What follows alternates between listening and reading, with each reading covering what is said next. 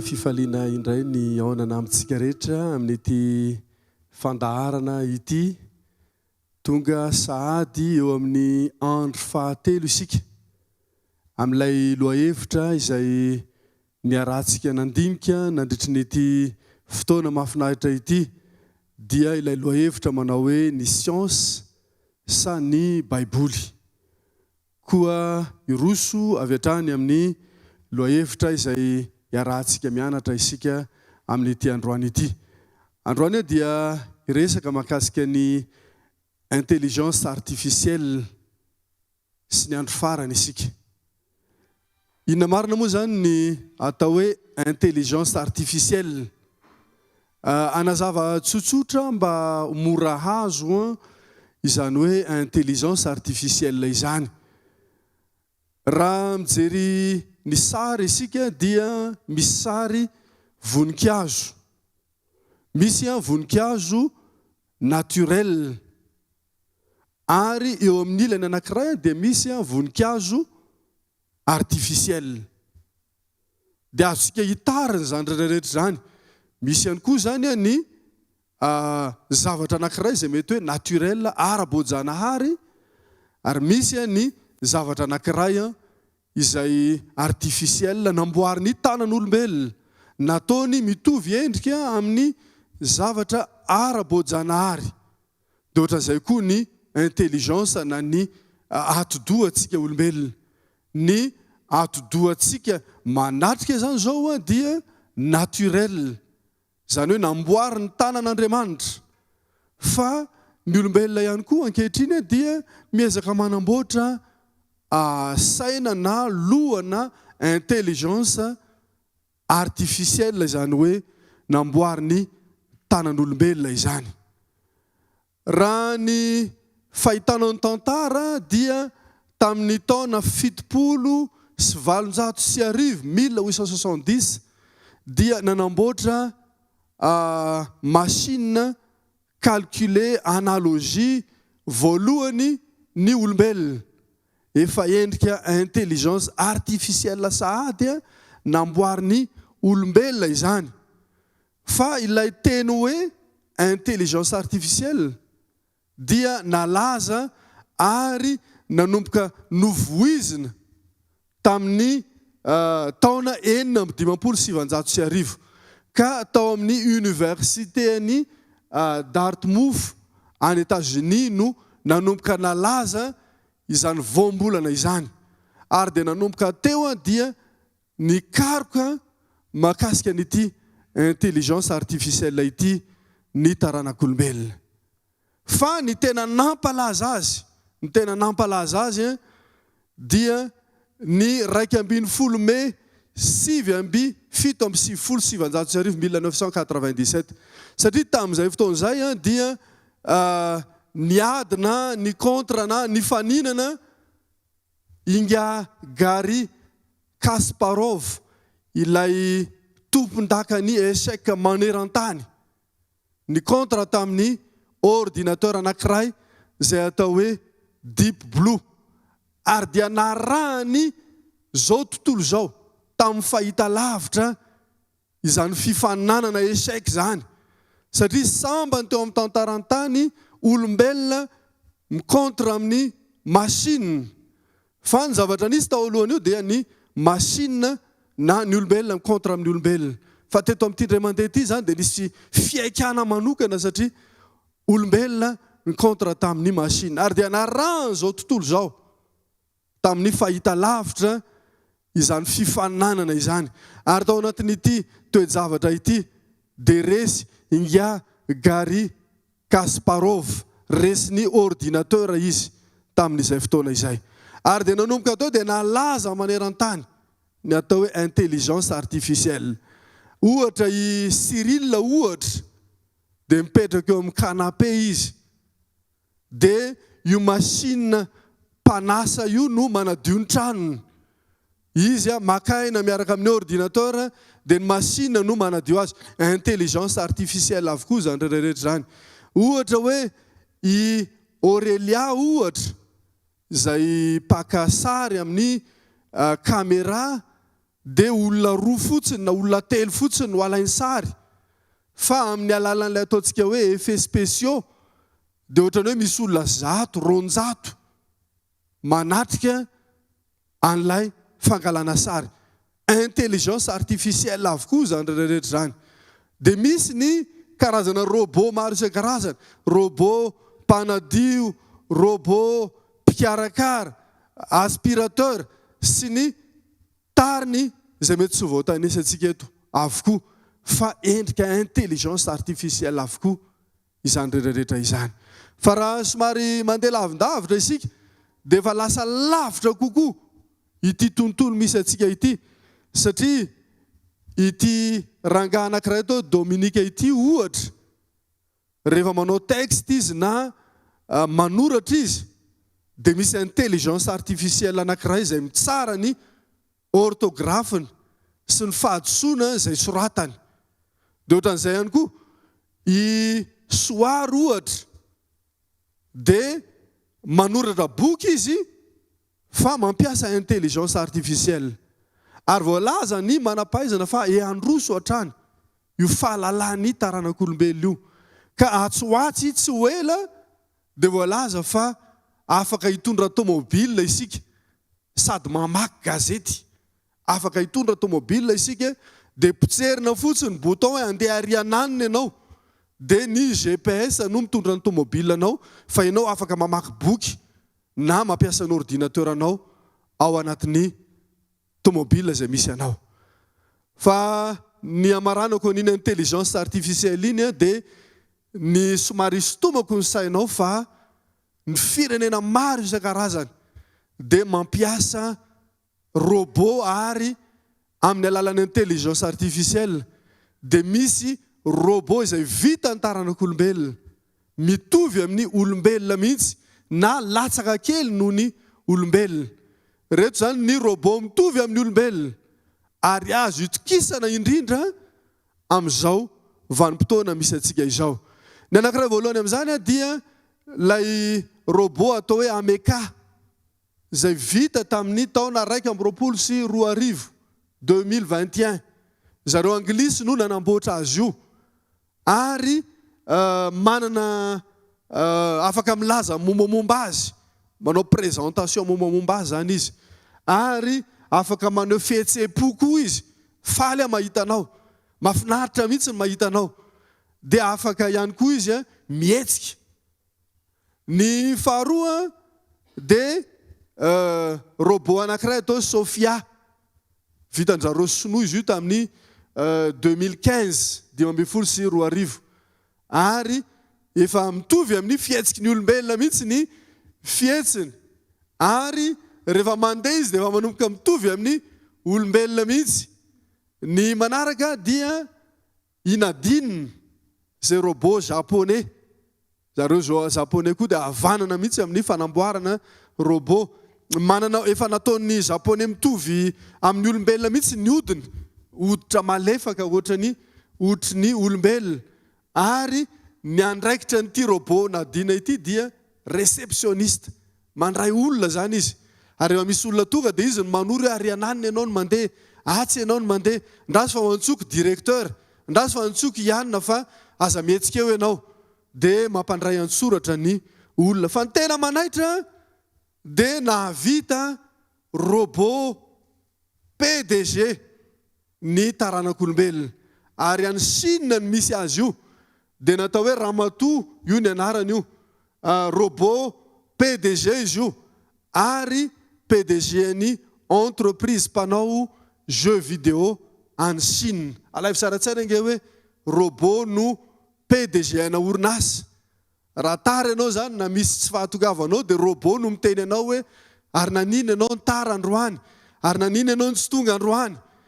Hitanareo amin'izany fa mandroso ny intelligence artificielle ankehitriny, ary mandroso ny fahalalan'ny olombelona. Zany anefa rehefa malala dia efa fanambarana omen'ny Baiboly. Efa nambara ny Baiboly mialoha ela be izany. Ao amin'ny Daniela 12 ary 14 dia nambara ny Daniela mpaminany fa hitombo ny fahalalana. hitombo ny fahalalana. Ary ny fitombon'ny fahalalana dia marika halalana fa andro farany izao vanim-potoana misy antsika izao. Tiako ny milaza amintsika rehetra fa ny Baiboly dia miresaka mahakasika ny andro farany. Ary anisan'ny lohahevitra lehibe ao amin'ny Baiboly ny andro farany sy ny fiavian'i Kristy eny amin'ny rahoan'ny lanitra. Satria raha teto an-tany mantsy Kristy dia nanizingizina sy nilaza fa andeha aozy izy. Ndao iarahantsika mamaky ny fanambarana ao amin'ny Jaona 4:10 ka hatramin'ny 7 izay nanamafisany Kristy raha teto an-tany izy fa andeha izy ary anamboatra fitoerana ho antsika. Aza malahelo fonareo izy minoa an'Andriamanitra ary minoa koa ao an-trano raiky misy fitoerana maro. Ao an-trano raiky misy fitoerana maro raha zany dia efa laza taminareo aho fa andeha anamboatra fitoerana ho anareo. Ary raha andeha anamboatra fitoerana ho anareo aho dia ho avy indray. Tsy pi le teny hoe ho avy indray. Ho avy indray. Andeha izy anamboatra fitoerana ary ho avy indray. Jesosy Kristy zany dia efa nanamafy fa tsy maintsy andeha hiala eto amin'ity tany ity izy. Ary mbola hiverina indray, mbola ho avy indray. Rehefa niaina teto amin'ity tany ity Kristy dia nanana mpianatra izy. Ary dia voalaza ny Jaona 1:12 fa lasa niakatra ny an-danitra Kristy. Nalahelo reto mpianatra ireto tamin'izany fotoana izany satria Kristy ny mpanome sakafo azy ireo, Kristy ny mpikarakara azy ireo. Ary dia lasa niakatra ny an-danitra izy ireo. Lasa niakatra ny an-danitra Kristy. Hitantsika amin'ity sary ity fa miandrandra ny masony reto mpianatra ireto, variana mijery ny Kristy izay lasa niakatra ny an-danitra. Fa rehefa lasa niakatra ny an-danitra Kristy dia nisy anjely nampahery an'ireto mpianatra ireto. Izay voalaza ao amin'ny Jaona Asan'ny Apôstôly 2:9 dia hoy izy hoe iny Jesosy izay nampiakarina niala taminareo ho any an-danitra iny dia mbola ho avy tahaka ny nahitanareo azy niakatra ho any an-danitra. Mbola ho avy. Tsy pio ilay teny hoe mbola ho avy tahaka ny nahitanareo azy niakatra ny an-danitra. Niakatra ny an-danitra Kristy. Fa ny anjely izay nirahan'Andriamanitra dia nampahery an'ireto mpianatra ireto. Mbola ho avy iny Kristy iny. Baiboly raha malala dia manamafy fa mbola ho avy indray Kristy. Mbola hiverina indray Kristy. Ao amin'ny Apokalipsy 1:7 dia ambarany Jaona izay nanoratra ny Apokalipsy fa indro izy avy amin'ny rahona ary ny maso rehetra no ahita azy. Mbola hiverina indray Kristy. Mbola ho avy indray Kristy. Mbola hiseho indray Kristy. Any an-danitra izy. Amin'izao ora sy fotoana hitenenantsika izao. Ary mbola hiverina indray. Mbola ho avy indray. Ilay zanak'Andriamanitra izay niaina teto amin'ity tany ity. Fa ny mpianatra nge mialohan'ny karan'ny Kristy akatra ny an-danitra dia nanontany. Nanontany hoe oviana marina moa ianao niverina. Oviana ny farandro. Oviana ny tapitra ny fetran'izao tontolo izao. Izao mifantaniana napetraky ny mpianatra. Ao Matteo 4:7 lazao aminay izay andro atongavany izany ary izay famantarana ny amin'ny fiavianao sy ny fahataperana izao tontolo izao. Jesosy eo lazao aminay oviana ianao niverina. Oviana ianao no avy indray. Dia nanomboka nitady isa famantarana Kristy. Ary voalaza ao amin'ny Matteo 4:20 sy ny filazaon-tsara hafa izany famantarana izany. Ohatra hoe ny amin'ny Kristy sandoka sy ny mpaminany sandoka ao Matteo 4:20, ny 5:5, 2:20, 4:20 fa izy Kristy sandoka sy mpaminany sandoka hitsangana. Kristy sandoka dia famantarana mialoha ny havian'i Kristy eny amin'ny rahoan'ny lanitra. Famantarana manaraka dia ny amin'ny fifanandrianana iraisam-pirenena ao amin'ny Matteo 4:20, ny 5 sy ny 7 ary andre ady sy filazana ady anareo fa isy firenena hitsangana amely firenena Izy fanjakana hitsangana, amely fanjakana. Ny ady sy filazana ady ihany koa.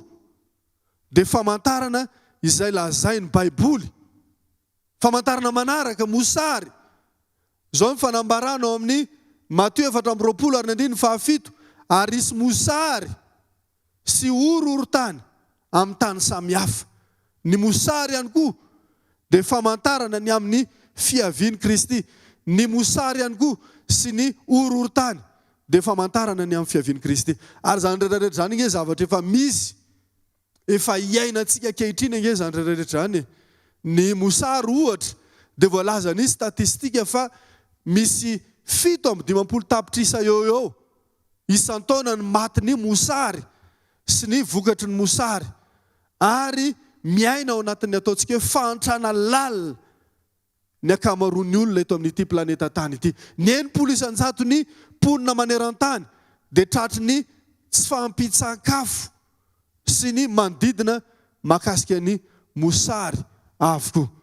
Tahaka izany koa ny famantarana mahakasika ny arety mandringana. Zao ny fanambarana omen'ny Baiboly. Ao Matthieu 4:17, isy mosary, arety mandringana, horohorontany amin'ny tany samihafa. Dia azonao tohizana le Matthieu 4:20. Misy famantarana be dia be ao. Ary manamafy ny Baiboly fa ireo famantarana rehetrarehetra ireo dia efa voarakitra sahady ao anatin'ny tenin'Andriamanitra. Fa anisan'izany le famantarana izay noresahan'ny Daniela mpaminany ao amin'ny Daniela 12:14, hitombo ny fahalalana. Hitombo ny fahalalany taranak'olombelona. Ary ny fitombon'ny fahalalany taranak'olombelona dia anisan'ny marika lalàna fa tsy ho ela dia ho avy Kristy. Ry hava-malala, tsy maintsy ho avy ilay Jesosy Kristy. Tsy maintsy iseho eo amin'ny rahona lanitra izy. Ary fahamarinana ambaran'ny Baiboly izany rehetrarehetra izany. Fa ny fanontaniana mipetraka dia ny hoe hoaiza no misy anao? Aiza no hisy anao amin'izay fotoana izay? Ho any amin'ny tsy firarahiana ve? Sa ho any amin'ny fanomanana ny fiainanao? Ka raha tonga Kristy dia akarina hiakatra any an-danitra ianao amin'izay fotoana izay. Amin'ity androany ity dia tiako ny manao antso amintsika rehetra, anomana ny fo sy ny fanahintsika, ny fianakaviantsika ho amin'ilay fiaviana be voninahitra dia ny fiavian'i Kristy eny amin'ny rahona lanitra izany. Ny fandrosoana eo amin'izao tontolo izao, aza variana amin'izany ianao fa aoka anomana ny fiainanao amin'ilay fiaviana be voninahitra dia ny fiavian'i Jesosy eny amin'ny rahona lanitra izany. Amin'ny alalan'izao fandarana izao dia iriko loatra raha anantona ny Kristy ianao, anantona an'Andriamanitra ianao, ka anomana ny fiainanao amin'izany fiaviana be voninahitra izany dia ny fiavian'i Jesosy eny amin'ny rahona lanitra izany. Ivavaka ho anao ity ampamaranana an'izao fandaharana izao. Koa manasa anao, anondrika ny lohanao, anaraka izao vavaka manaraka izao. Raha ny any an-danitra misaotra noho ny fotoana manokana izay nomenao anay. Misaotra noho ny zavatra rehetra nampifantarinao anay. Ireo fahalalana izay mandroso ankehitriny amin'ny alalan'ny intelligence artificielle izay mivelatra dia famantarana ho anay fa tsy ho ela dia iseho eny amin'ny rahona lanitra ilay zanakao dia Jesosy Kristy izany.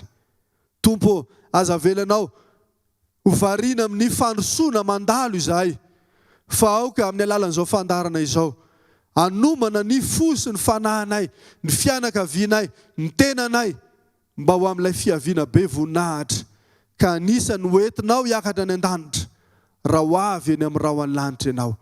Raiso ny fanoloran-tenanay Tompo, ary aoka afantoka eny aminao ny masonay, fa tonononay angatahanay noho ny amin'ny anaran'i Kristy izany vavaka rehetra izany. Amen.